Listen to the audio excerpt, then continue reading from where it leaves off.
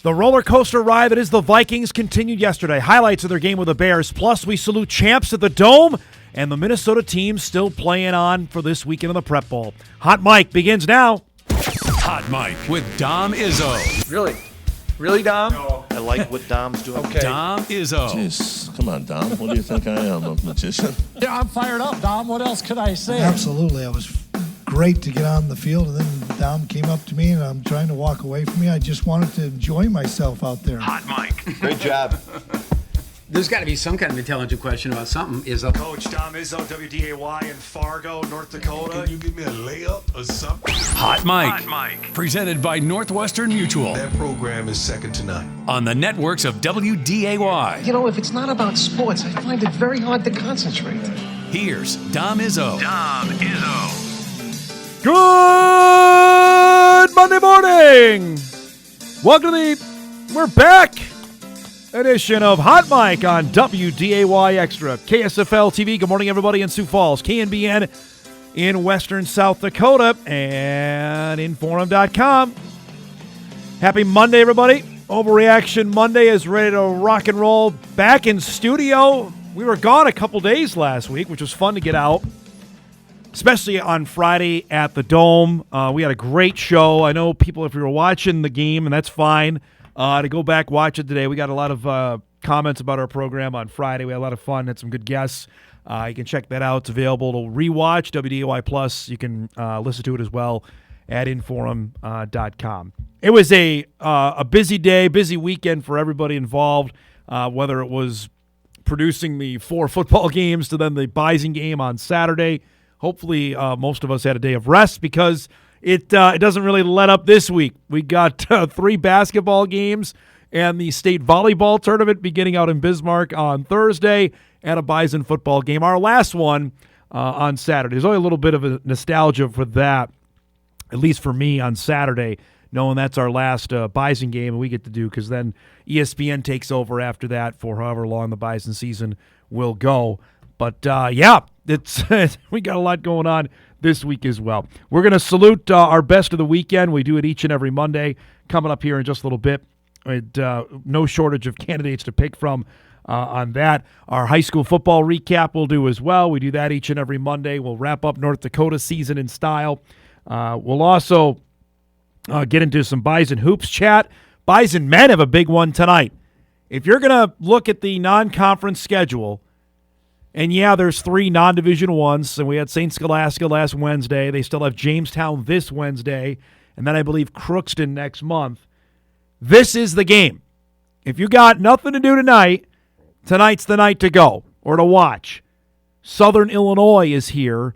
The Salukis out of the Missouri Valley Conference, which is a better league, quote-unquote, than the Summit, and some talented dudes. SIU ran roughshod over the Bison last year. So if you're looking for a game like, all right, see how good Dave's team is, tonight's the night.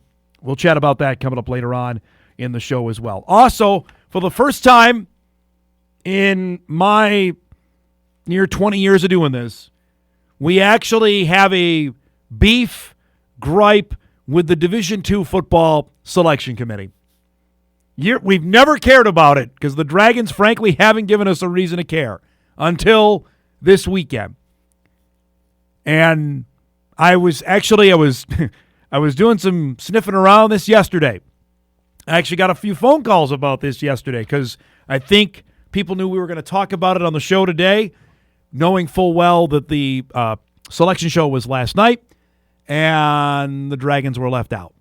Somebody smarter than me is going to have to explain that. We'll get to that coming up later on in the show. But we'll start with the Vikes. Back home after their loss to the Ravens last week at 4-5. But they're unbeaten in the division heading into yesterday with the Bears in town. And Chicago has been red hot, won 5 in a row. They're 6-3. Don't look now, the Chicago Bears coming in yesterday, 6-3 with Caleb Williams and Ben Johnson paired up. They're winning tight games. And you can say, much like the Patriots, they've got a 4th-place schedule. So they're beating up on teams that they better win. They had. Yesterday now, try to get some payback after losing to the Vikings the way they did in Week 1. And another wild game for J.J. McCarthy. Here, this pass, I don't know where it's going. Kevin Byard comes up with a pick. He goes 24 yards down the field. Bears get a field goal. It's 10-3. Same score later in the first half. Again, Vikes are driving for points maybe, and McCarthy throws another intercept. That one is a great pick. Nashawn Wright with a pick 6 against the Vikes in week 1. Comes up with that, and you can tell the frustration's starting to get there for everybody, including the Vikings' best player. That's distressing to see Justin Jefferson doing that. Fourth quarter, it's 16-3. Bears can't score any touchdowns. The Vikes defense is hanging in. Miles Price, the rookie out of Indiana, with some wizardry here. Down the sideline, goes for 43 yards. Puts the Vikes in business. Later, Jordan Mason. Yeah, they traded for this guy. Use him. He's good. Touchdown. Vikes are back in it. It's 16-10. They get a stop. Minnesota has the ball back. A minute to go in the game. JJ to Jalen Naylor. We saw this last week against Baltimore. That goes for 16 yards. Next play to Jordan Addison in the end zone. That's a touchdown. Minnesota leads the game. They had no business leading this game. Now on the ensuing kick, here, kick it out of the end zone. Devin Duvernay, he is fantastic at this. He gets a block, and look at this. 45-yard return, and the Bears are already on the Vikings side of the field. They need just a couple plays. Cairo Santos had missed one earlier to give the Bears a cushion. This one, though, from 48 yards is good. And the Chicago Bears go to U.S. Bank Stadium and give Minnesota its fourth home loss already of the year. 19-17 the final. The Vikings drop to 4-6, and don't look now, the Chicago Bears are 7-3. Another rough statistical game for J.J. McCarthy. Justin Jefferson seems to be disappearing in this offense. Only 5 receptions for 61 yards. The Bears did just enough, and they are now 7-3. Afterwards, a frustrated Vikings running out of answers. This team had won all of their games by winning the turnover margin, and we lost that 2-0, and did a lot of things as a football team to try to battle and continue to overcome the adversity that we kind of faced in many cases, caused by ourselves and just some certain aspects of the game today. Proud of the way they competed, but not good enough to win overall. And I love the fight to get the lead at the end, and they made a play to get the ball in field goal range on the kickoff return. And they made that play, which ended up being a winning play in a game that was, quite honestly, something that, we did a lot of the things that we talked about not doing. And the main thing being the turnovers, and got to take a look at them, obviously. But I was proud of the way we ran the ball, tried to stick with it as much as we could, ended up with a couple of 2-minute drives there. Where we had to go and maybe became one-dimensional, but for the most part, the guys up front felt like we protected. I think we limited the negatives for the most part. We just felt like we were a play away all day. I don't think it's too hard for me because I'm obsessed with the process. I'm obsessed with growing and getting better. And, KO's the same way. This entire group's the same way. We just need to make it click on all 3 phases for 60 minutes. And at the end of the day, this group is so tight-knit and so determined to just make sure we get to that point. Something we could be proud of every single Sunday when we leave the stadium. So we're not there yet, especially as an offense, and take full responsibility to help make sure we get there. I think adversity is one of the greatest things for individual growth, collective growth, whatever it is. And, I think it could really separate teams or bring them tighter together. And I feel like this team's being brought tighter and tighter together each and every week. But, we're just sick of losing. Like, we want wins every single week. And, we're just going to do everything we can to make sure we get those. But adversity is inevitable in this league. I understood that coming into it. And it's just about how you respond. Well, they certainly have some adversity to respond to now. So the Bears, by virtue of their win, move into first place in the NFC North now. It's 7-3. with the Packers with that tie, keeping them out of first at 6-3-1. The Lions lost last night to Philadelphia in a game where Detroit was completely contained offensively. That's second time in 3 weeks now. The Lions look all out of sorts, as they did against the Vikings. And then they have Minnesota at 4-6. More importantly, in the conference standings, they're buried. I believe they're 11th in the NFC. There's too many teams in front of them to leapfrog. And with now 7 games to go, you have to start seriously pondering what is the rest of this year look like. And they have road games coming. They go to Green Bay a week from now. That's going to be difficult. Then it's Seattle. That's going to be really hard. I mean, if McCarthy has looked, and I don't know if overwhelmed is the right word, he looks lost. I mean, here's the thing. There were separate times during the game yesterday, if you're watching it, and I was listening, I was in and out yesterday, but there were times during the game yesterday, either the play call is there and McCarthy overshoots the guy, because they had that, or they dial it up and nobody can make a play. They can't catch the ball. This is what you sign up for. If you're going to go with a rookie QB, you're going to go with, and you're preaching to the choir here. I've been down this road many a time with a rookie quarterback. So, but that's not, I think, what Vikings sign up for. The Viking fans sign up for. The Viking fans sign up for, we have a team built to win. We went and signed these guys in the offseason in terms of the offensive and defensive line. We've got the best wide receiver in the game. We traded for, we think, a capable running back. We've got a good tight end. We've got guys we think we can make plays on the defensive side. And now you're basically like, all right, I don't know if waving the white flag is too strong a term, but you're not there. You're not there this year. And I'm already looking ahead for the last 7 here. How many wins they have left in reality? They have Washington home. The Commanders aren't what we thought they would be with Jaden Daniels out. They go to Dallas.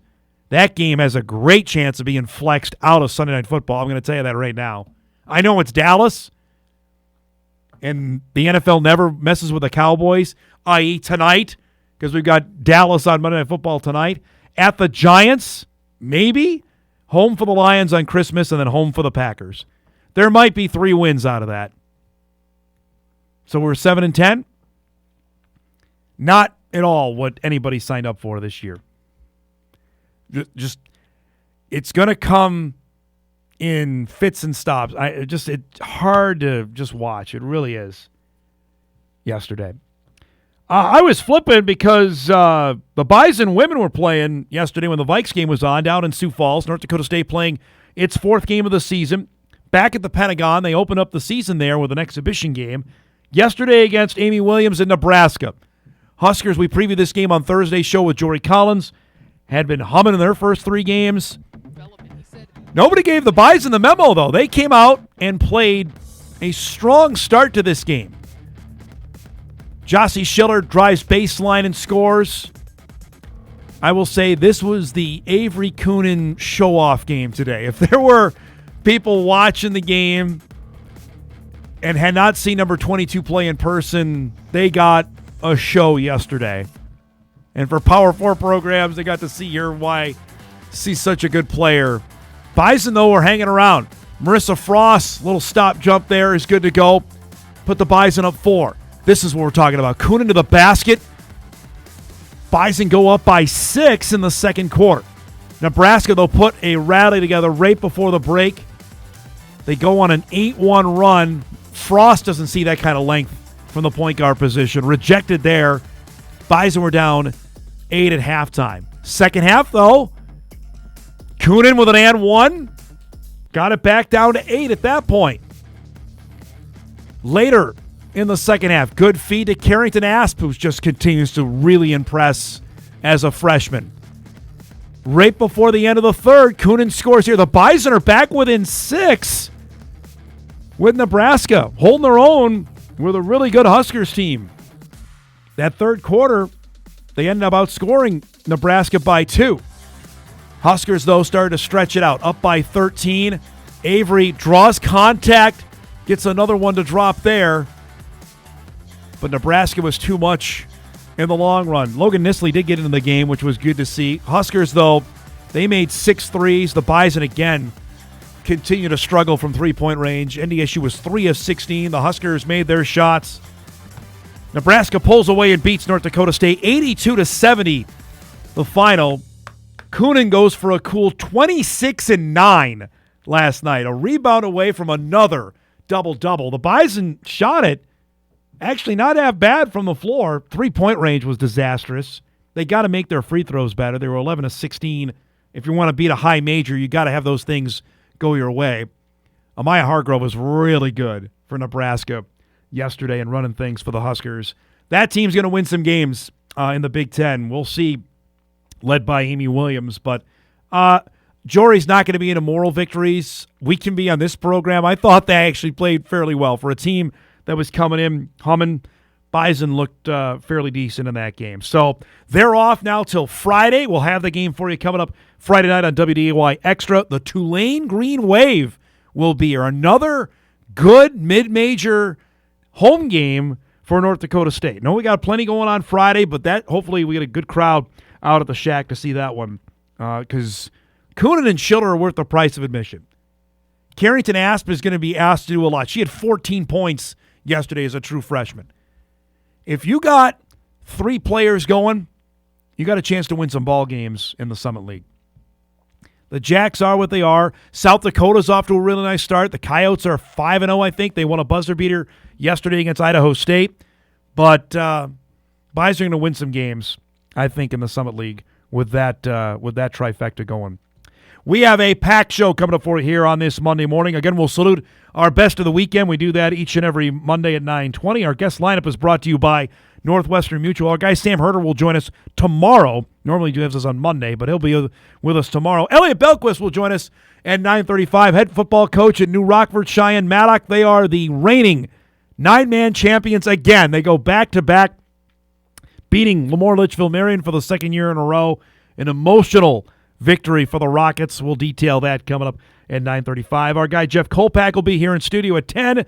The Bison took care of business with their victory over Northern Iowa to complete an unbeaten regular season of the Missouri Valley Football Conference. They got one game to go with St. Thomas coming up on Saturday. We'll chat about that. At 10:35, we'll salute our best of the weekend in high school football. We, again, had 7 teams playing in Minnesota down at the semifinals, and, of course, the greatness of the Dakota Bowl on Friday. So that's coming up at 10:35. We got a bunch of emails coming in. We'll get to all that coming up over the next 2 hours. We're glad you're joining us. We're just getting started. We come back. A great performance by the Dragons, and then what in the world is the Division II Football Committee thinking? That's coming up on a Monday morning Hot Mic Overreaction Monday. We're back after this.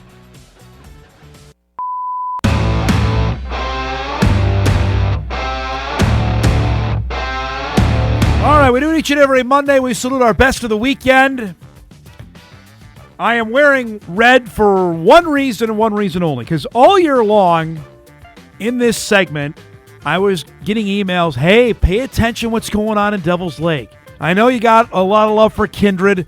Minot North's having a heck of a year, but Devil's Lake is quietly winning some games in football. And we're paying to think, okay, we'll see. And they lost to Minot North in the regular season. And they lost to Kindred to start the year. Like, all right, well, let's see what happens in the playoffs. Well, they open the playoffs. They crush Central. That got my attention. All right, Mason Palmer, like, stat line pretty good. Then we know what happened the following week. They go and beat Kindred. We had Todd Lambrick actually on the show that morning, the day of the game, when they went and beat Kindred. And I think he full well knew the challenge that they had in front of them. And they made the plays. Obviously an unbelievably fluky ending, but they won the game to get them to the Dakota Bowl. But they're facing a team they lost to. Minot North was unbeaten this season and frankly had steamrolled some teams. Well, nobody gave the Firebirds the memo because Devil's Lake was great in this game. Between the The unbelievable play. Mason Palmer's play here is just sensational. Scrambling around to keep the play alive, and then to throw a touchdown. I mean, this is how the game... Will Hyland was amazing in this game as well. That went for 79 yards after a safety to start it. Briar Exner was unbelievable in this game. I mean, they had the big play guys to score 3 touchdowns in the first quarter. 79 yards, 81 yards, 34 yards. That's what the first quarter of this game. It was unbelievable. That's a zinger there from Palmer, who I know his career might be baseball, but there might be some football coaches that watch this game on Friday afternoon thinking, hey, we might be thinking we got a quarterback on our hands here. Here's another one. This from 3 yards to Max Palmer. And they play defense as well. I know Minot North still scored 34 in this game, and they made a heck of a comeback. But Devils Lake made the plays that they had to. And they're walking out of the Dome with a first Dakota Bowl championship.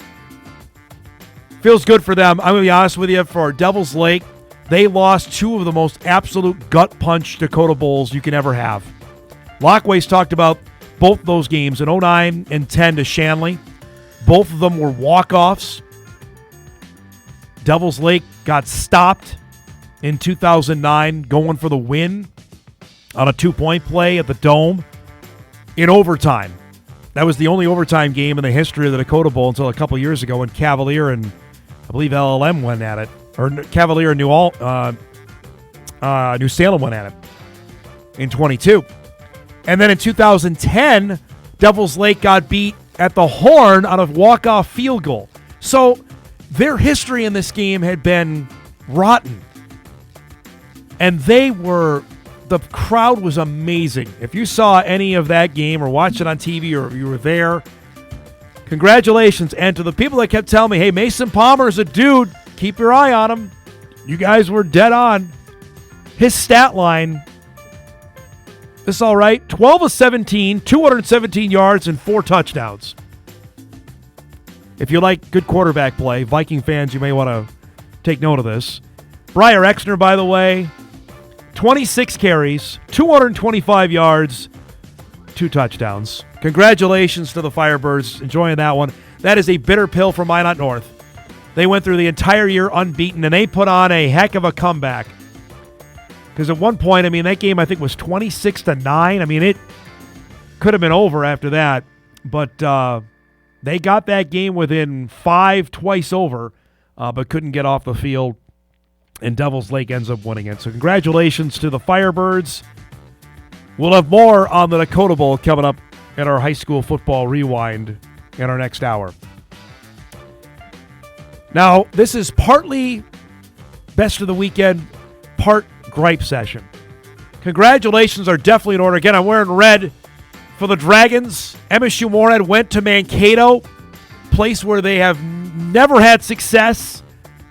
And they went and beat Mankato on their field Saturday. First time in over 40 years that the Dragons won a game at Blakesley Stadium.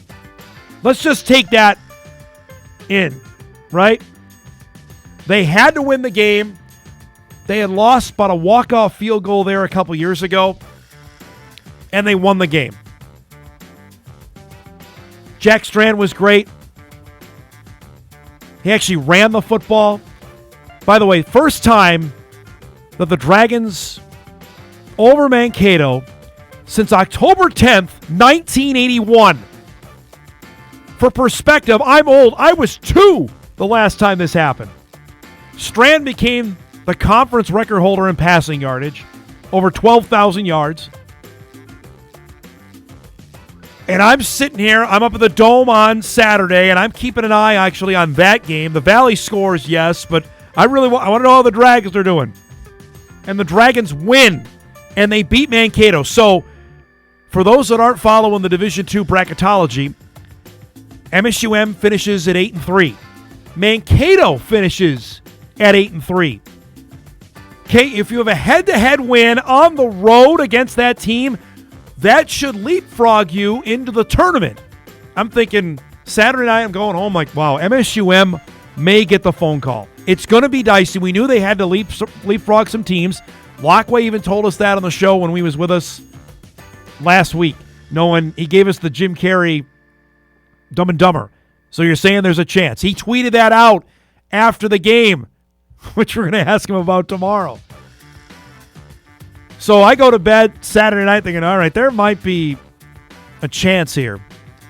Sunday morning I wake up, I got like 3 messages from D2 bracketologists. Good friend of the show, Matt Witwicky, actually called me, who runs the D2 bracketology website. He follows this stuff like I do for FCS football. He says, hey, you got to call me. I'm like, all right, well, maybe this is a good phone call. Maybe, hey, we got to plan on the Dragons getting in. And he says, I hate to tell you this because I just talked to Lockway that I think MSUM is going to get left out and Mankato is going to get the spot. I'm like, what? What are you talking about? And that's exactly how it turned out. The bracket came out last night. You'll see in the top right quadrant, MSU Mankato is in the tournament at 8-3. And because strength of schedule, they value that, they gave the nod to Mankato, despite the fact they lost head-to-head to the team that beat them, who has an identical record. Mankato lost to Duluth by 3. That's not a bad loss. Duluth's in the tournament. That's a quality loss, we like to say around these parts. They lost to Wayne State. So did the Dragons. And Wayne didn't make it either, by the way. And then the loss to MSUM.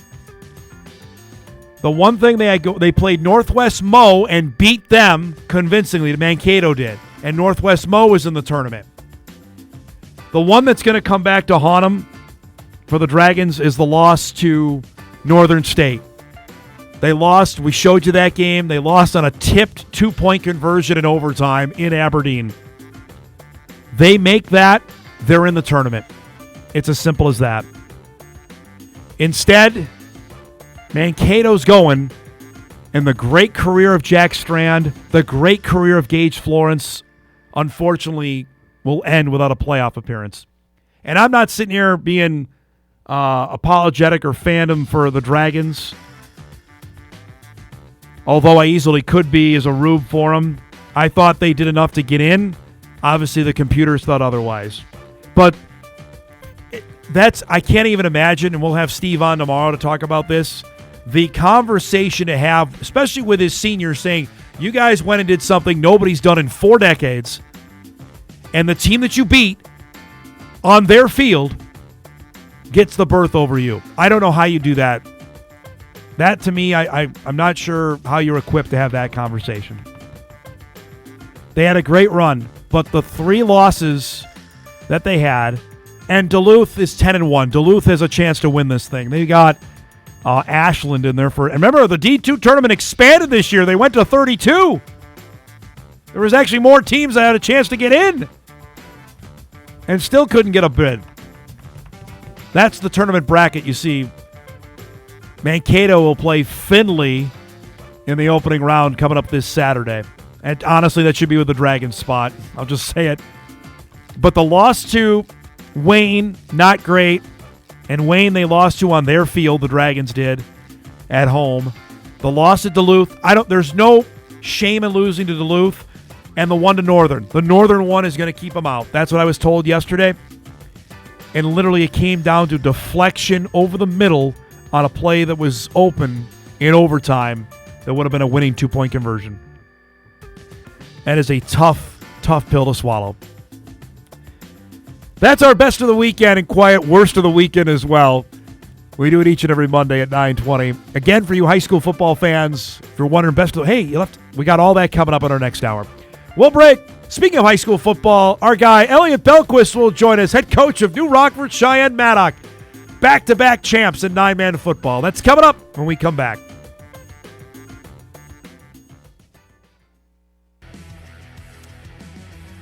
Off and rolling here on an Overreaction Monday. Our guy Sam Herder normally joins us here. He will be with us tomorrow to give us the lowdown as we're into the final week of the FCS season. Selection Sunday is a week from yesterday.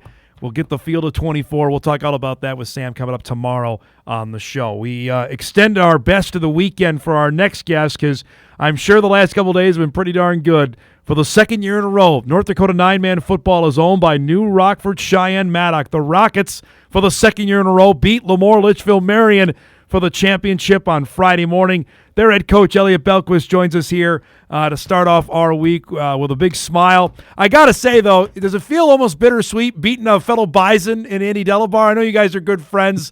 Describe that emotion after the game.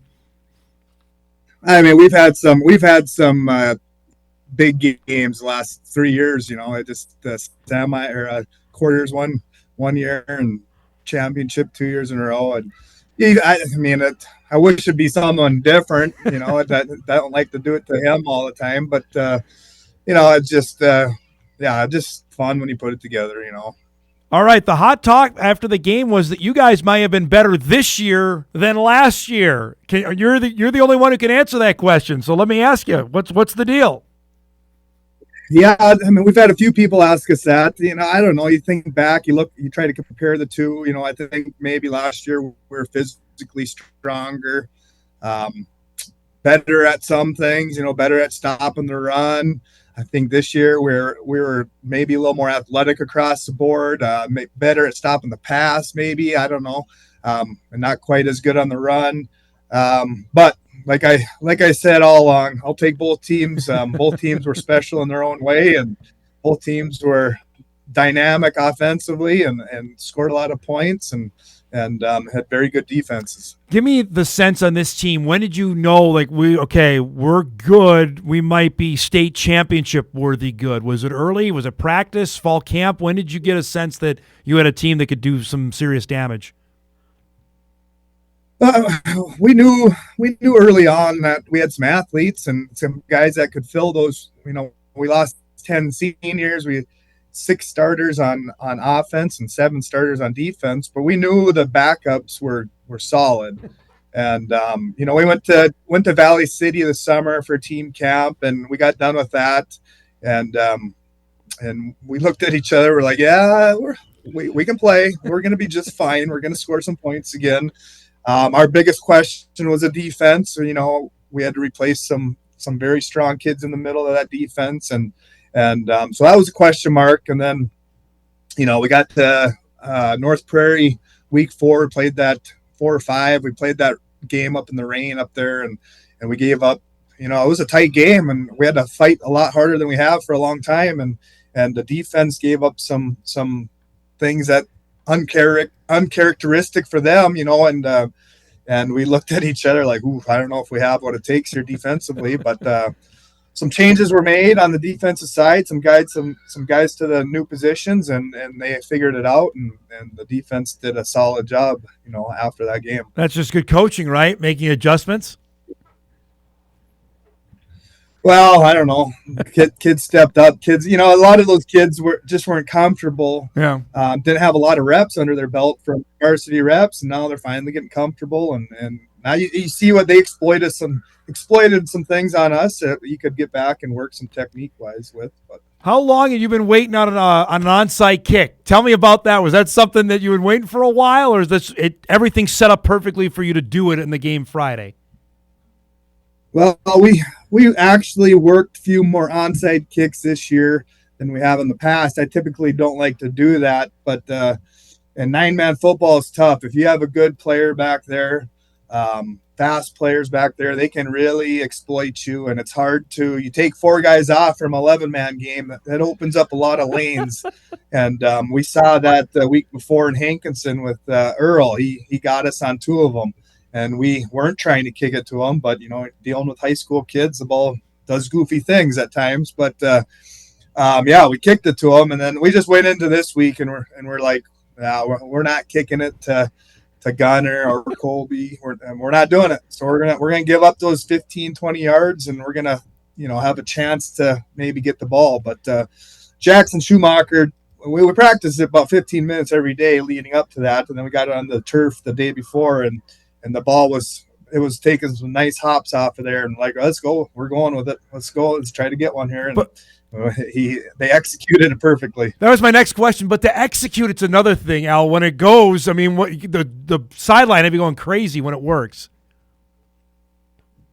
Oh, it just momentum change, or it just, yeah. I mean, it took a perfect bounce. I bounced off some kid there, and it Easton Benz hustled down that sideline and got it before it went out of bounds. But yeah, those momentum swings are huge in a game. And then I think it was an 8-0 game at that point, and we're able to pop another one in to go 14-0. And then you get up by 20. I can't imagine your guys were nervous anyway for some that had played in that building before. But did you get a sense of that before the game with the pressure, knowing, hey, everyone's expecting you to win. You're the defending champs to be back in this game? No, I don't think this crew, they weren't nervous. And I don't think I think they were pretty level-headed.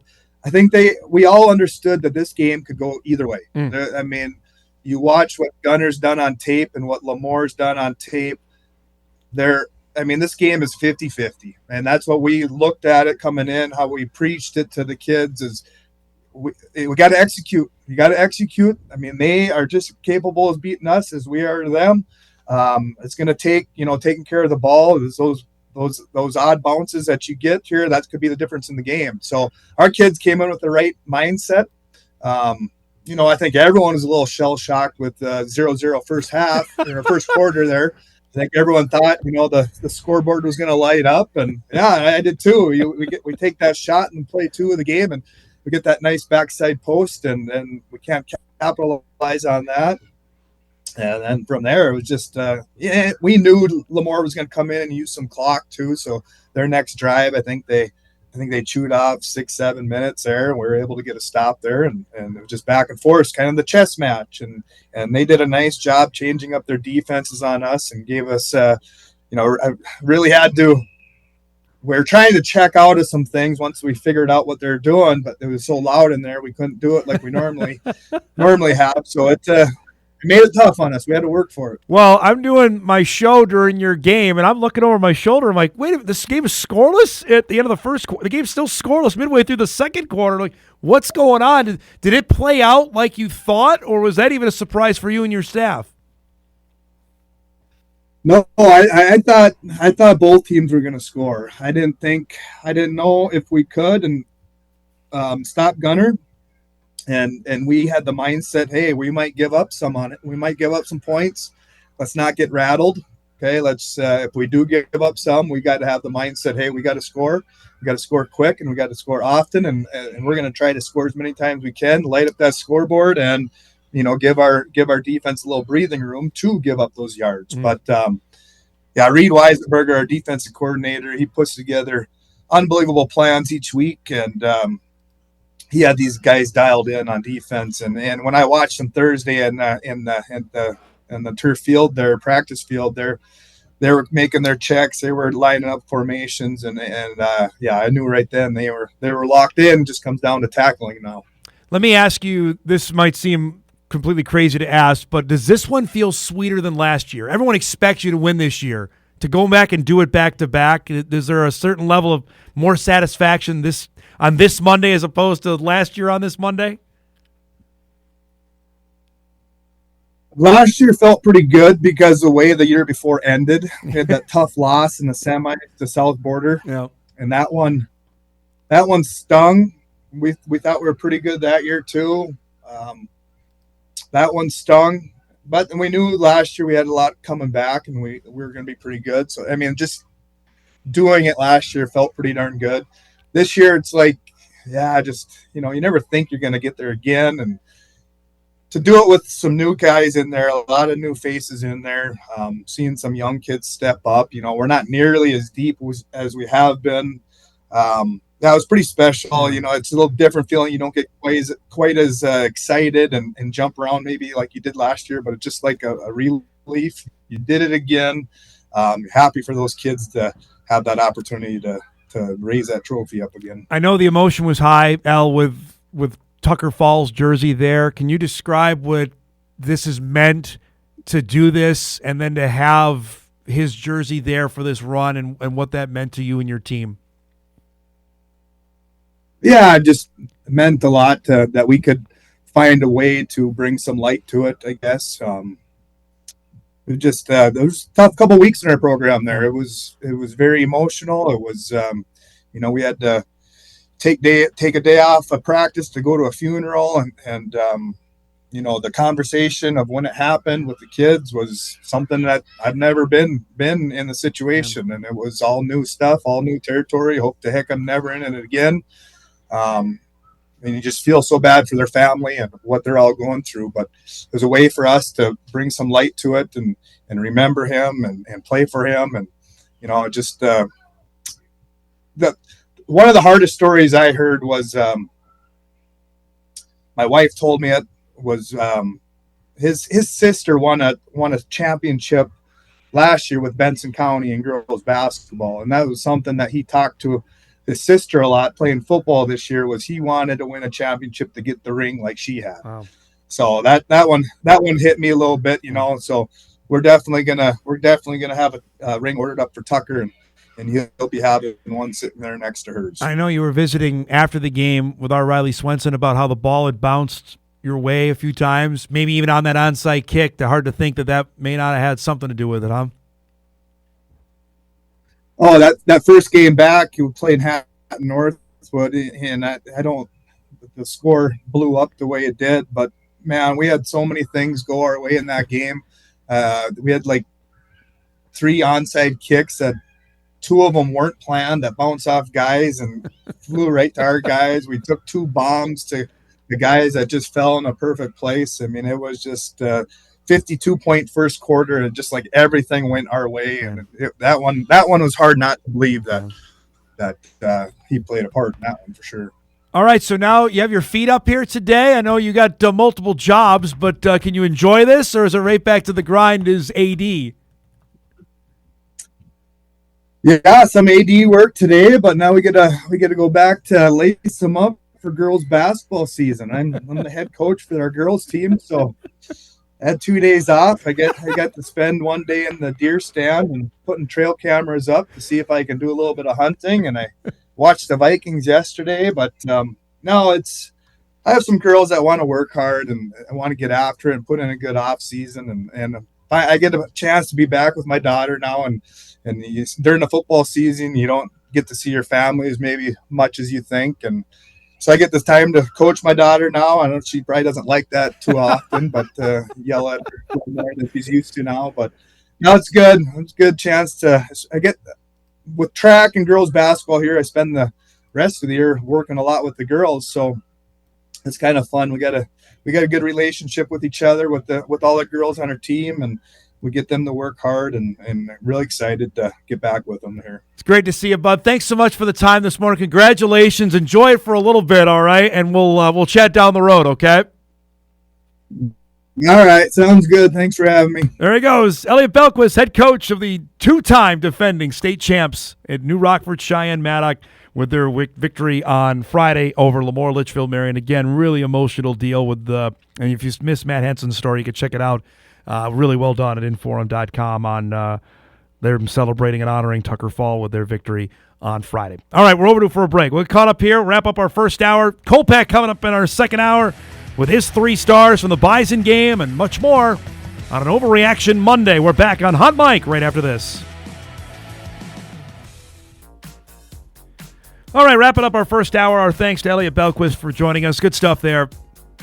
Again, we'll have a full unpacking of the other teams in our area and our high school football rewind coming up in about 35 minutes. Real quick before we wrap up our first hour, we'll give the details on this coming up tomorrow, Wednesday, to get you ready for the last championship of the fall in North Dakota with the state volleyball tournament beginning on Thursday out in Bismarck. 3 classes for the first time. I know we visited about it with Matt Fetch on Friday's show when we were up at the Dome about the logistics of this, of playing multiple matches at the same time on 2 separate courts and starting even earlier.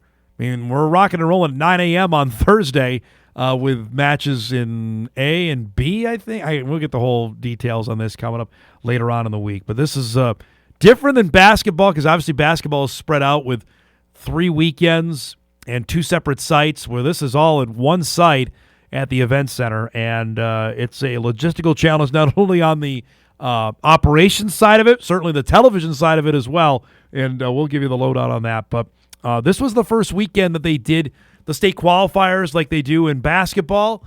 I'm interested to hear the feedback on that because it's been such a tradition in volleyball where obviously you get for Class B specifically, when you get to region championship night, that's the night you have the third place game that doesn't ever mean anything, and now certainly it does, where if you win the third place game, you've got a chance to go to state, where in the past it's been completely different on that. So I'm intrigued to see the feedback on what the volleyball crew thought of that, and that all begins coming up on Thursday. You can see the games on our sports ticker throughout the week of when they're playing, who they're playing, all that kind of good stuff will be available over the next couple days. We'll break. We come back. We'll chat some Bison football. Our guy Jeff Kolpack will join us. NDSU wrapped up a perfect Valley season. Now the final game of the regular season is coming up on Saturday. We'll chat about that and much more when we start hour 2 after this. This is Hot Mic. Hot Mic. On the networks of WDAY. Here's Dom Izzo. It's that time. An author. Offensive production, number 1. Number 2. I forgot. Golfer. It'd be like going on a 3-person best shot, and we were saying, Kolpack, you got to make a 25-footer every time. You wouldn't putt first. I'd have Tim putt first. And one heck of a TV personality. This game is for the Cooper Cup. It's the Forum's Jeff Kolpack. 4! I should have yelled 2. Here he is, our guy Jeff Kolpack joins us each and every Monday. His appearances are brought to us by Northwestern Mutual as we get ready for the greatest week of the year. Oh, yes. The most awkward TV, the second most awkward TV appearance coming up on Saturday night. We're gonna be home. Yeah, we're home game for the bracketology show. I gotta figure something out here. You've had some doozies through the years, my man. Yeah. You know, whether it be at the Jet Center, we did one in terms of home games. We did one in the weird conference room inside the Fargo Dome. You were a meteorologist here for us. that was, I don't know if at Sam it even. What's your favorite? Yet. What's your favorite entrance moment? Totally is the one where you lost it upstairs where it was about your book and you couldn't keep it together. Honestly, for people that don't watch golf, I mean, that interview in Butler Cabin is horrible. They do it every it's so year. Awkward. It's so bad. Yeah. The guy who won last year is just sitting there with the jacket. It's so bad. So we've tried to recreate that for the now, what is it, 15th year we'll be doing it coming up Saturday night. Looking forward to that. We should actually go to the Butler Cabin. Oh, my gosh. Can you get us in? You know some people in the golf world. Can you make that happen? It might be a little tough. We can't get a credential. I know that.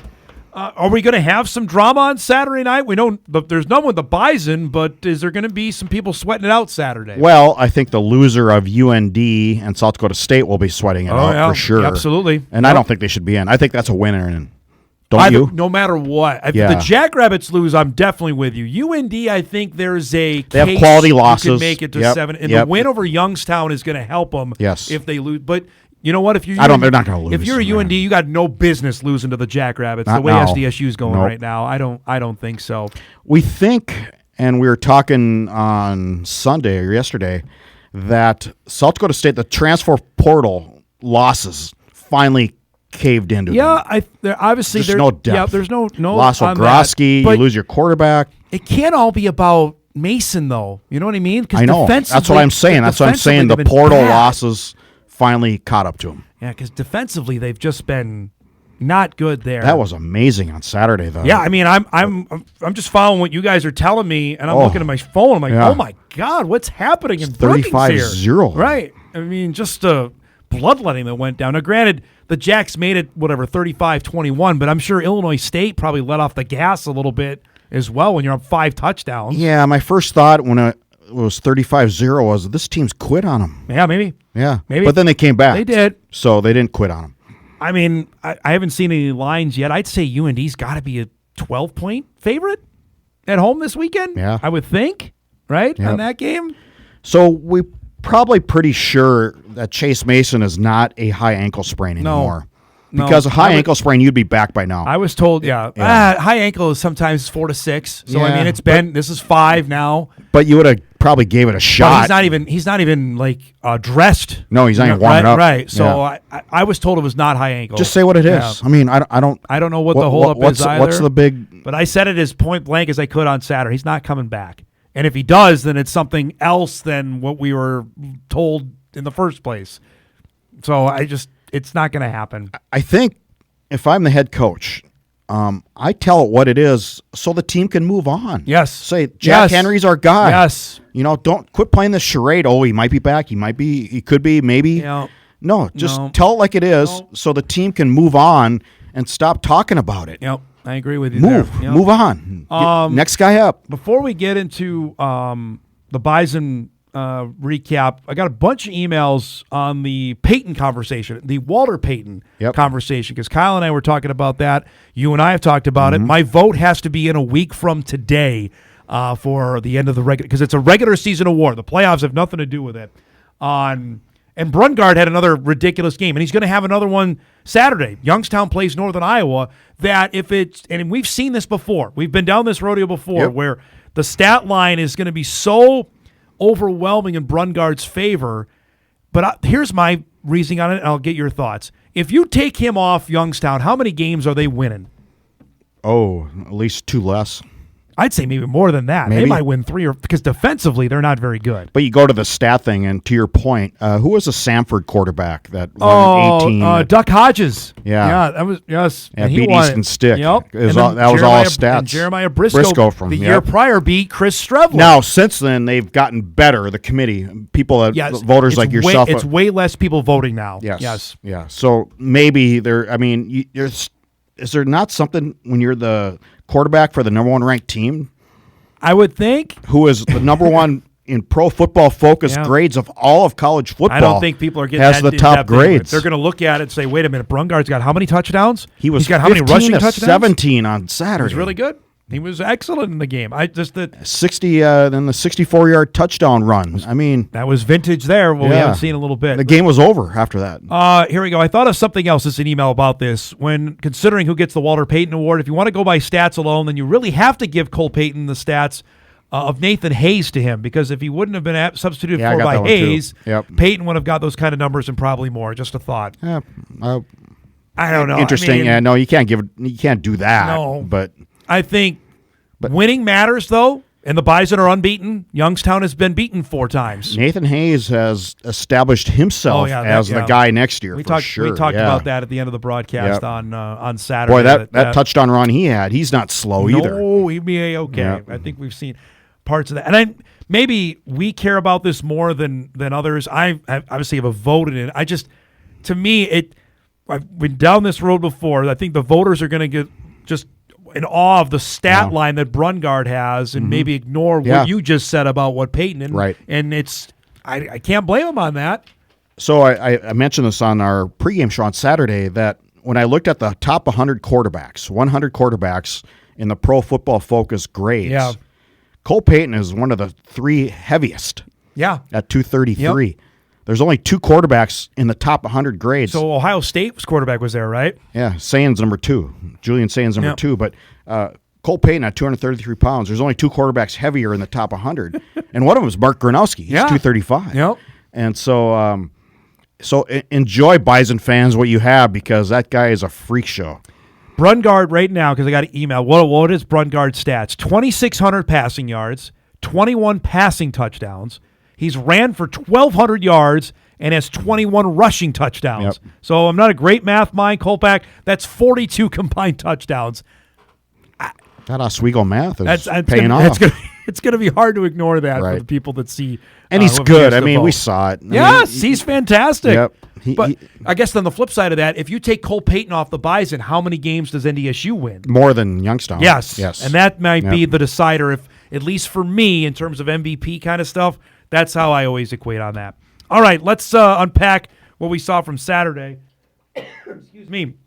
Let's start with your 3 stars. When we go with Cole Payton number 1. Cole Payton number 1. I thought it was a comeback game. You okay? Am I gonna? I thought it was a comeback game for Cole after the UND thing, and And I mean, when I say he's 235 pounds, but he's so fast too, and I just and he's the guy. I mean, that touchdown run there, patient. He was patient, found the hole, boom. The touchdown run that he goes, you're going to see it here for 64. I said it during the broadcast. That's a 6 now touchdown.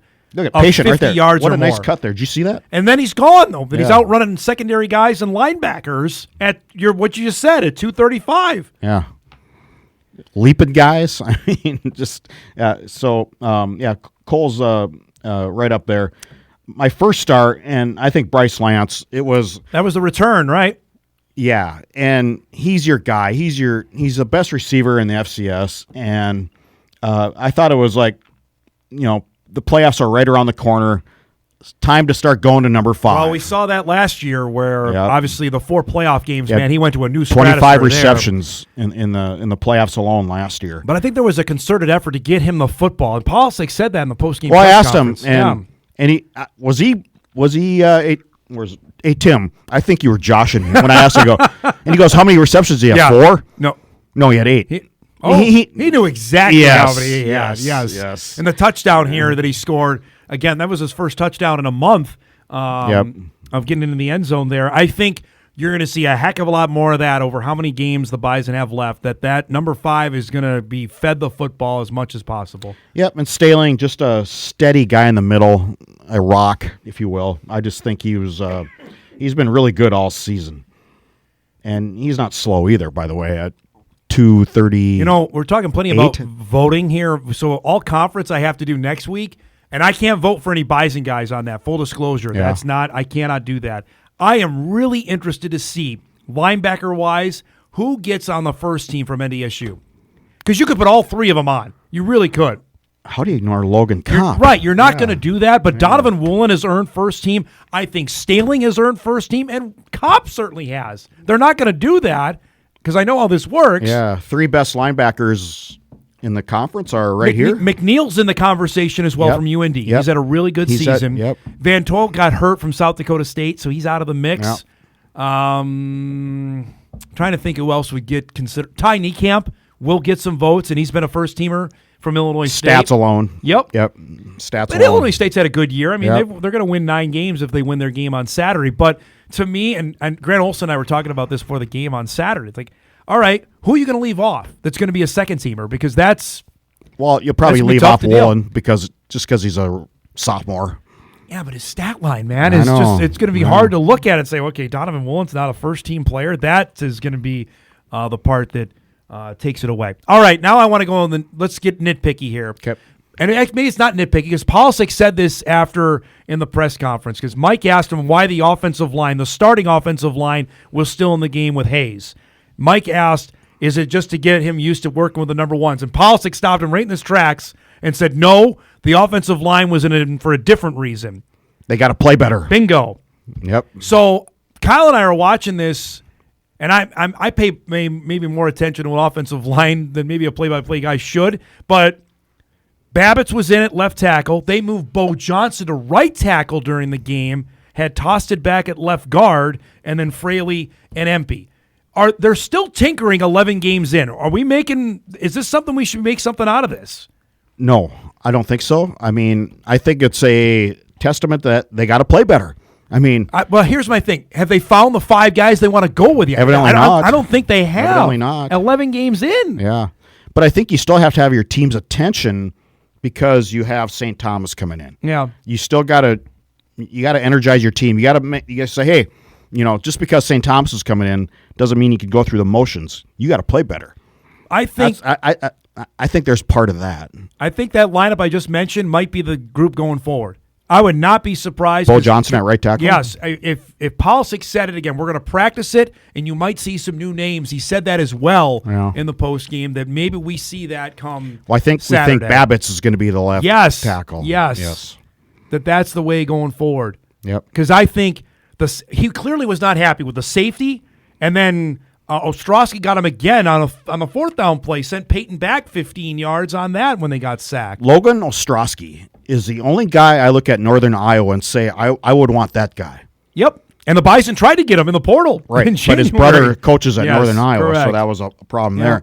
But, oh, man, how the mighty have fallen. Yep. I looked at that team, and we're sitting there before the game, and you look down at the warm-ups and going, they're just not very big. Nope. Where are the athletes? What happened here? That is a lot of work ahead for Todd Stepsis is what you got to do at Northern Iowa. Obviously the facilities are catching up. You cannot out-recruit NDSU, South Dakota State, South Dakota, and now UND is out-recruiting UNI pretty regularly. I looked at the roster. They have 3 guys from Minneapolis. Yep. They have no suburban kids. No. Zero. Yep. Zero. Nobody from Lakeville. Nobody from Medina. Nobody from Hopkins. Minnetonka. They used to hit that. Yep. Hopkins. Yep. They have none of those guys. Nope. That's not good. That used to own that area. Yep. On that for UNI. I'll just one quick thing on the old line going back for the Bison. To me, if you're this far in and still haven't got your top 5, that might be higher on the priority list than maybe we've led to believe. Just because obviously Magan was a first-year starter, Johnson was a first-year starter, Tosta was a first-year starter. That, however, this is going to play everybody's coming back if they don't portal it, right? They like Babbitt's what they have there. I think they're going to roll with him. If you're telling me in the second round of the playoffs that Ryan Babbitt's is their starter at left tackle, that would not knock me over with a feather on that one. Nope. Last thing before we break, Jackson Williams game on Saturday. How would you describe how Jackson Williams played all over the Saturday? map? Yeah. First fumble lost by the Bison this year, and it was on a 86-yard kickoff return. Who would have thought that? Which he was going to score.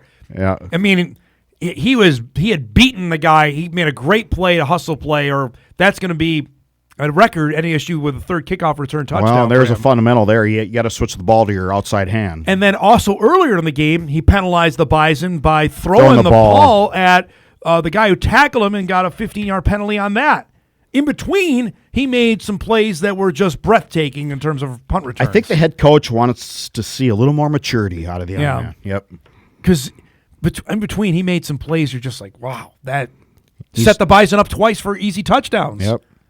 Ryan Smith on his returns. That's kind of how I equate him. Just kind of ran the gamut, though, on how he played on Saturday. Yeah, a little too over the a little too much there. All right, we'll break. We got a bunch of emails coming in for Jeff. We'll chat also about his old buddy Glenn Caruso coming back. He's back. St. Thomas will be here on Saturday. We'll preview that to wrap up the regular season. Back on a Monday morning edition of Hot Mic right after this.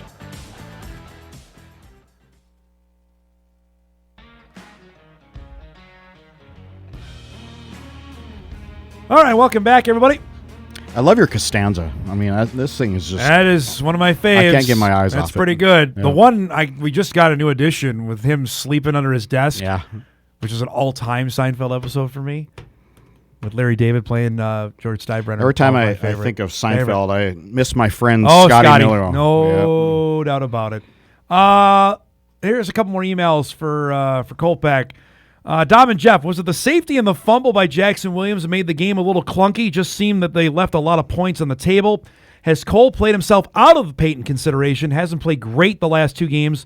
Another point, though, he's only played 2 complete games. Would the voters look at his stats and realize his numbers are still similar to Bo, that has played all complete games this season? A little more hope. Yeah, a little more hope than the Easton Stick days. Again, you're asking way too much of the voting. I know these guys. I will if they take it as a slight fine, they're not looking that deep into it. I just don't think so. 2018, how Easton Stick wasn't the best player in FCS. Randy Hedberg will remind us of that constantly. Was a crime. Yep. Yes.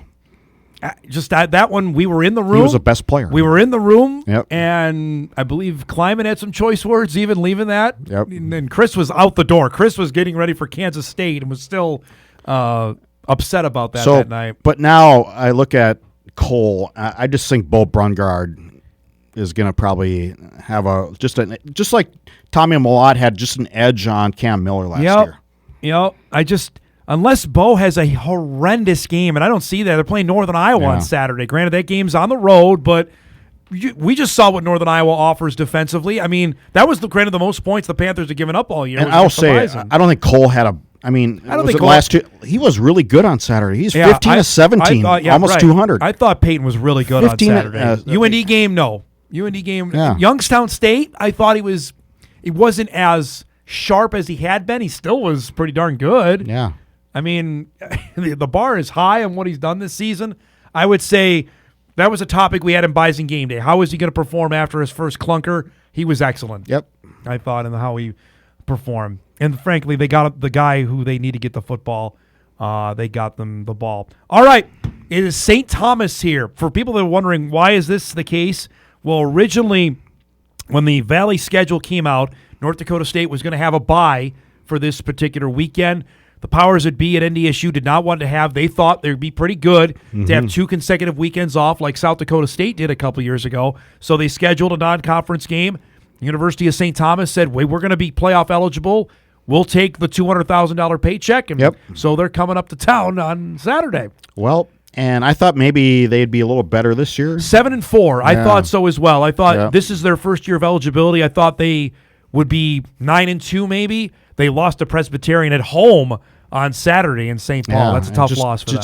Really didn't have good offense. Yeah. I mean, not as dynamic, I think, as Caruso teams have been in the past. I think they found out that league, though, is better than what they anticipated. And we've seen this. The Pioneer has gone in and won football games San in the Diego's playoffs. Yes. Went up to Cal Poly and won a playoff game. And they went Northern Arizona as well. They've lost. They lost to San Diego. They lost to Butler. And then they lost, as we mentioned, to Presbyterian. The other loss was to Idaho earlier this year on the road. So you're the Bison. You don't let off the gas, do you? No. No. I don't know how much, though, you play your guys. That's the question to me. Knowing you have a week off coming, and then you play the first week of December, how much would you play Cole Payton and Bryce Lance on Saturday? How many guys did they play on Saturday? 96? 96, I believe, 96 was the number. guys played. Including 14 true freshmen played in the game on Saturday. I think you're going to see that number again this coming week. Yeah, because, so the red shirts or whoever doesn't dress sits in the front row in the student section. I remember before the game, I looked over there, and there's like 8 guys. I'm going, wow, where's everybody else? Oh, they're dressed. Yes. Yeah. I play Peyton and the starters for a half. Yes. What about you? Yes. Yep. You don't let off the gas. Maybe in the one series in the second half? Maybe. I think Preston Brown is going to get some run at quarterback because I think he might be the future of the Bison at that position. Hearing. Yeah. Is that what you're hearing? Uh-huh. Yeah. I think you're going to see some guys running back. Miles Mitchell's got another game to play. Why not? Right? He's played 3. You can play 4. I think you're going to see him back out there on Saturday. The linebackers, the younger guys, Gavin Sell's going to get a chance to play. I'm hearing the true freshman class is really athletic. Well, we've seen that already with Babbitts and Elijah Wayne. I think we've gotten our answer on the 25 class, the guys that signed last December, is outstanding. I think that you can say that. Now you got to hold on to them. Well, well, and here's the thing now. The portal, remember, we're used to this. How often have we done this story? Hey, not only is it Selection Sunday, the next day the portal opens. That's not the case now. So the portal doesn't open until January. It doesn't mean that guys aren't going to say, I'm going in, because I think you're going to see that. For the teams that miss the playoffs, come Monday, your social media feed is going to be filled with guys saying, adios, I'm entering the portal when it opens. But if you're still playing, you still get 5 days after your last game, yes, correct? But in the championship game, you do. Yeah. But overall, here's the thing. Do you think the guys of teams that make the postseason decide to opt out and not play? Interesting. Because we've seen that at the big boy level. Do we see that happen now in the FCS level? You hope not. Because it's a playoff. You're playing for a championship. I mean, it's all about the money, isn't it? Absolutely. Took the words out of my mouth. Yep. Like if you have a standout guy from Harvard, which I believe they had one of their offensive linemen already announce he's going in, but they know they're going to make the playoffs.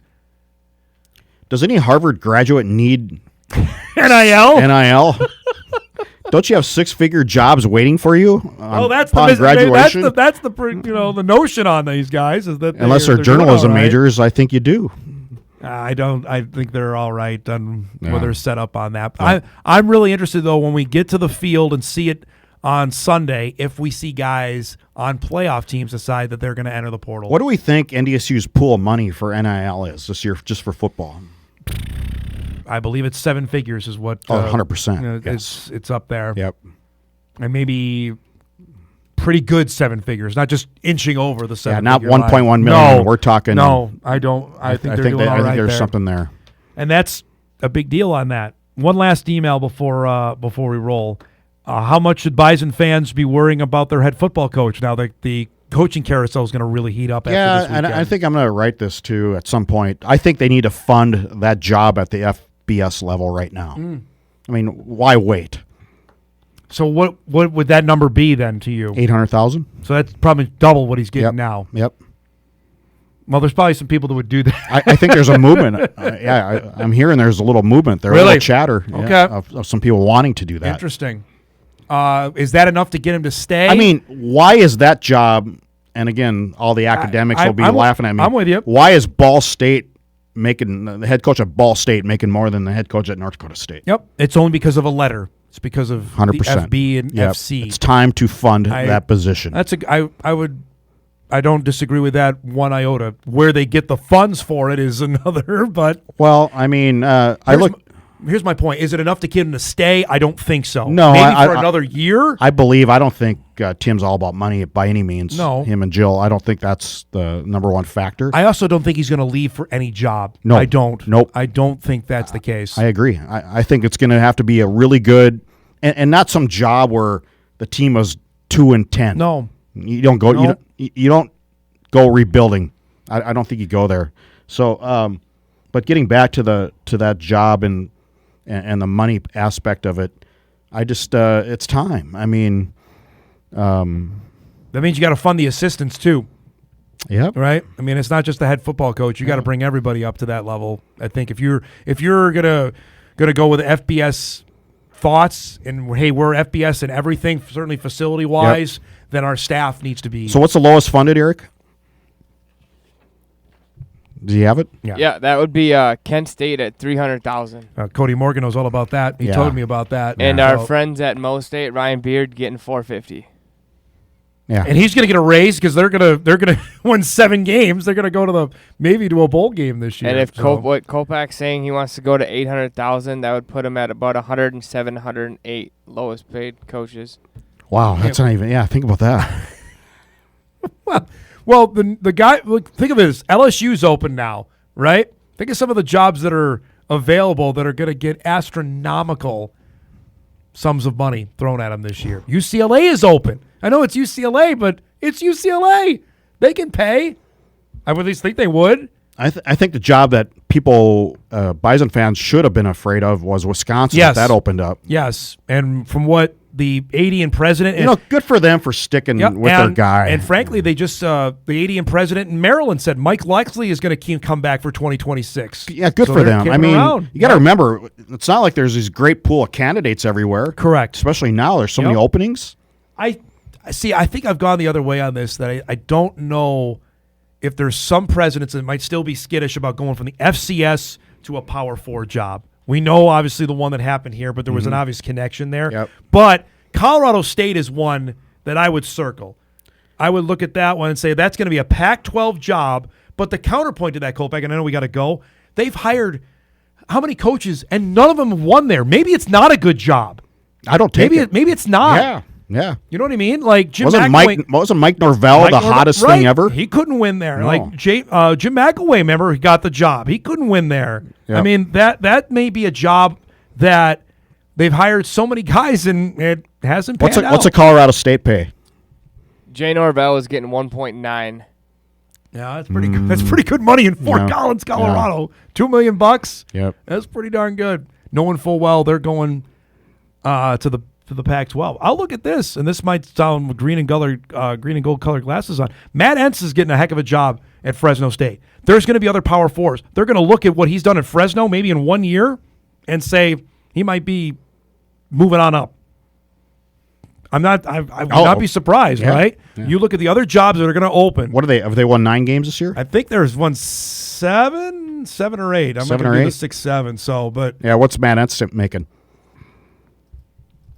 1.1. 1.1 million. The highest G5 for people who are might be wondering is Liberty at 5.9. But yeah, take out Liberty. You love Liberty. Yeah, no, I do not. Liberty's in a whole other stratosphere considering they. If you take out Liberty, it's Scott Frost at UCF with 3.8. Our guy Scott Frost is making $4 million at Central Florida. Oh, yeah. You're living in Orlando and making $4 million a year. That's an okay job, isn't it, Kolpack?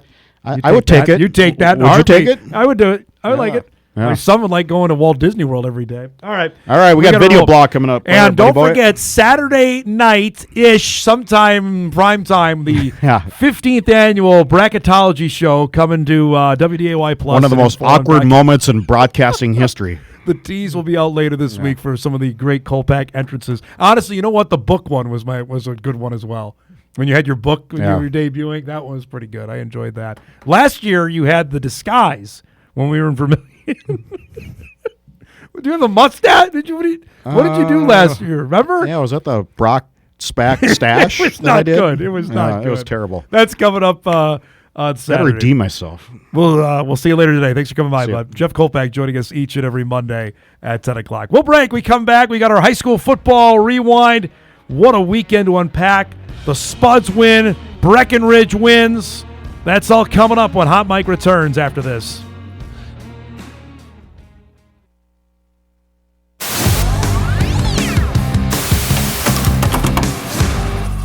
All righty, we do it each and every Monday as well, our high school football rewind. We're saluting champions today and teams that are having a chance to play for a state championship. Got to salute our guy, Wayne Weremeyer. Congratulations to Fargo Davies. For the first time in 11 years, the Eagles are the top class or the top school in 3A football, and they did it the way they have done it to everybody this season, by absolutely grinding teams into a pulp. And we saw it in a record-setting fashion. First off, shout out to Century for wearing their best jerseys, wearing the powder blues. They got a long touchdown, too. Xavier Harlstad's a really good player. That was a 77-yard bomb from Noah Herr that made it a 7-6 score. Then Colton Tesh went crazy. He already had a 31-yard touchdown. This is a 64-yarder with a nifty cutback at the end. That made it a 14-7 Davies lead. Century, though, hung around. A little screen pass here went for a touchdown. Joey Kralik scored to make it a 14-13 as they blocked the extra point. Again, though, nobody's been able to stop Davies on the ground this year. This was Rylan Fisher from 39 yards out. That made it 21-13. Going to halftime. They did it.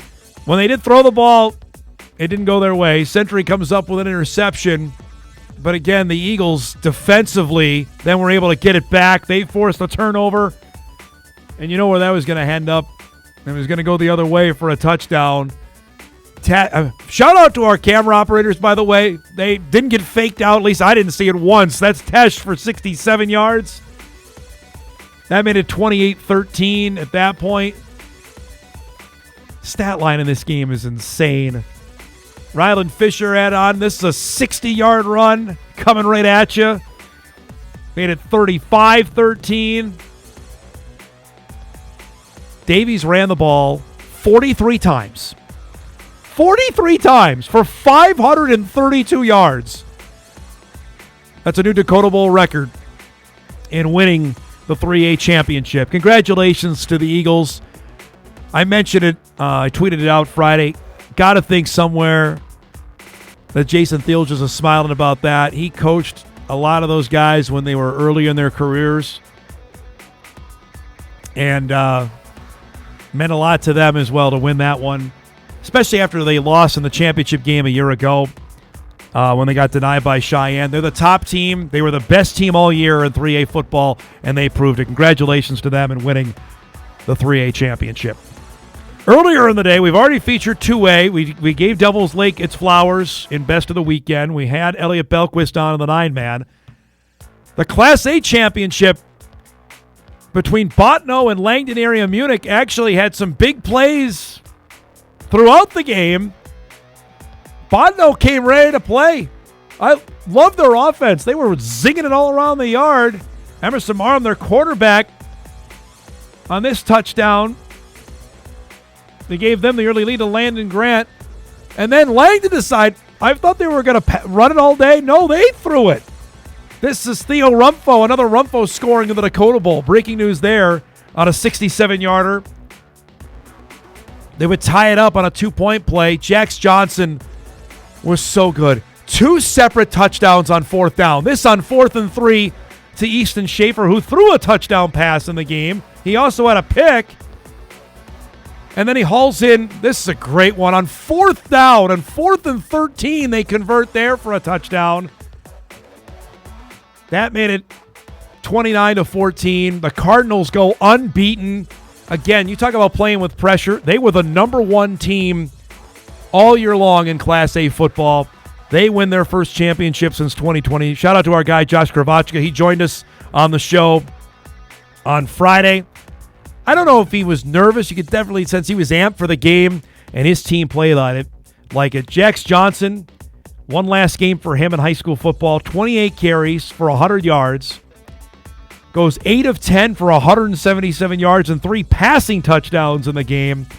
And we saluted Easton Schaefer, was our player of the game. He had 62 receiving yards, 2 touchdowns. He had a passing touchdown, and he had a pick. Other than that, kind of a ho-hum day at the office for them. Congratulations to the Cardinals. They're back on top in Class A football. Let's go to Minnesota. We mentioned semifinal weekend was going on in Minneapolis at U.S. Bank Stadium. I know there's a lot of happy people this morning in Wilkin County. Congratulations to the Breckenridge Cowboys. They're going to play in the Class A championship Saturday morning. They were playing Murray County Central in a fabulous game, a game that went back and forth. That's what you want out of a semifinal, and you got it. As these two teams were trading touchdowns, this touchdown here made it a 14-all game. Breckenridge was led by the sensational Daniel Erlinson, who was making plays everywhere. This touchdown, as he gets in, that gave Breck the lead. They would not look back after that. He had a couple of 1-yard touchdown runs. Breckenridge will play for the Class A championship. They won 28-21 over Murray County Central. They've got a date with Minneota coming up. That game is on Friday morning. That'll start everything at U.S. Bank Stadium. Minneota is the reigning champs in Class A. They beat Monoman Waban in the semifinals this past weekend. In 3A football, I don't know what else DGF has to do to win this thing. You'll remember a couple years ago they had their absolute hearts stomped on, losing in the craziest finish here. There's Deron Russell from Waseca. Get used to him, Bison fans. He's coming your way. Fabulous touchdown. He's signing with NDSU next month. They hope. He's been really good. Gave Waseca the lead. DGF, though, kept making plays. This into the flat. Love the big man touchdown. DeVertle from 26 yards out to tie the game at 7. Now it's 14-7. DGF scores here on this Baumgartner touchdown to make it a 1-point game. But what happens? They block the extra point. And when, of course, you know it, because DGF only loses in the most painful ways. Rebels fall 14-13. Waseca will play in the 3A championship. They're going to get Annandale next Saturday. Lastly, we save our best of the weekend for maybe the best performance. Shout out to the Moorhead Spuds. They are going to play in the 6A championship. If you missed the game Friday night with Lakeville South, it was a unreal game. It was not offensive fill. We thought we'd have constant plays going left and right. It wasn't that way. Tay Rich touchdown here for Moorhead. That gave the Spuds an early lead. It was 7-rip. Griffin Dean would answer back for Lakeville South because, of course, they pound the football. Made it a 7-7 score. Moorhead would answer back. Here, they go for it on 4th down, and Kevin Feeney said, we are not punting in this football game. And you know what? They didn't. They went for it on 4th down a couple times and didn't get it. This was one of them. So the Cougars take over. They hand it off to Dean again, and he's a load to bring down. Remember, he had 6 touchdowns against Maple Grove the week prior. That's a fabulous run. That would set up a Noah Swanson touchdown run from 2 yards out. That would give the Cougars the lead at 14-7 at that point. But Moorhead kept coming back. Jet Feeney using his legs. This is a 40-yard run for the junior quarterback. Put the Spuds in business in the third quarter. Again, they're trailing. It's 14-7. They were doubling David Mack. They were not going to let Mack beat him, although he still made that catch along the sideline. In our last segment, we got to tell you where David spent his weekend after the Spuds game on Friday. Now, Feeney had to come out of the game, so Austin Dryberg's in. Some trickeration. Zach Walker just walks into the end zone. The game is tied at 14. They had no answer for Walker, who's got a Bison offer in his back pocket, may have more coming. This a deep ball for 37 yards. Set the Spuds up. Gonna finish it off. Feeney was on point this entire game. Tay Rich, then they got the run game going to set up the Spuds into the red zone. Next play. Watch this pass. I mean, this is right in the bucket. Walker makes a great catch. Guy with the flag was right on top of it from Moorhead. That's a touchdown. It's 20-14. Then the final drive to seal this game, because the Spuds defense needs to get some recognition. We've talked plenty about their offensive studs, and you're seeing them in the highlights. The Spud defense held Lakeville South to 14 points. Finally, David Mack was able to get loose late in the game. And this was the clincher on the slant route. The Moorhead Spuds are going to play for the state championship, 26-14 over Lakeville South. They're going to get Edina, folks. It's Spuds Edina for the 6A championship. We'll preview that plenty coming up later in the week. But shout out to Moorhead. That is our high school football rewind here on a Monday. We'll take our final break. We come back. We'll get you ready for a great Sports Monday. We got Bison Hoops tonight. That's coming up when Hot Mike wraps.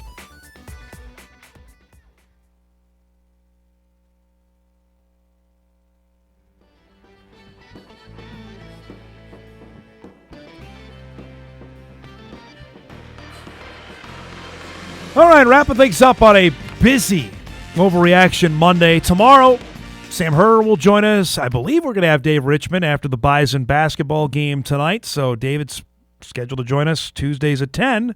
That's tomorrow. Steve Lockway also to unpack the horrendous decision the NCAA made by leaving the Dragons out of the D2 tournament. I know where they were at. Sentimentally, I wanted to see them in, to see Jack Strand have a chance to play in the postseason. So Steve will give us a wrap-up of what happened, especially can't ignore the fact they won in Mankato. That's coming up on the show tomorrow. I teased this in our last segment. David Mack doing what he's doing for Moorhead. So he helps the Spuds win the 6A semifinal at U.S. Bank Stadium Friday night. And then Saturday, he's in a little place called Columbus, Ohio. He tweeted this out. Thanks for the invite, Ohio State. We had Kevin Feeney on the show. I asked him, is the SEC and Big Ten conversation real on this guy? Well, here it is. He's getting photos of Brian Hartline, the Ohio State wide receivers coach. He's on the field. I'm pretty sure Ohio State doesn't send out invites to everybody. Holy cow. That's big-time stuff there. I can't wait. I'm so excited about the game. I'll tell you, unabashedly rooting for Moorhead. I live there. You guys know it. I'd love to see the Spuds bring it home. And I'll say it again. If they win that, it's going to be bigger than what they did in hockey in March. Just telling you right now. A couple emails before we go. It's pretty obvious now that McCarthy was held out a couple extra weeks because he wasn't ready to be the starter. The fact that Wentz was playing through a dislocation of the left shoulder and still starting is pretty damning on where McCarthy is. Secretly, he was probably healthy enough to play against the Eagles and Chargers, but KOC knew it was going to be bad, so kept Wentz going until it was clear he couldn't play through the pain anymore. Boy, if that's accurate, that is not great. Appreciate the emails on that. We'll keep it going tomorrow on the show. Let's do some What to Watch before we get out of here.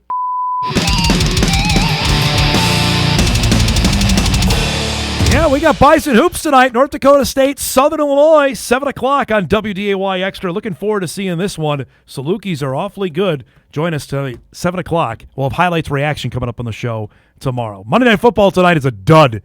Cowboys-Raiders, if you want to watch on WDAY, you can. That's the game tonight. The Wolves are in action as well against the Mavs. And that Oregon State men's basketball team with a Bison barely lost to against Oregon. That's on FS1 tonight at 9. Our thanks to Jeff Kolpack and to Elliott Belquist. If you missed any of the show, you can podcast it later today at Inforum.com. You can watch a full recap on WDAY+. Thanks also for all your emails and tweets today. It's a great way to start our week. Thanks so much for joining us on this Monday. Enjoy the rest of it, and we'll see you back here tomorrow.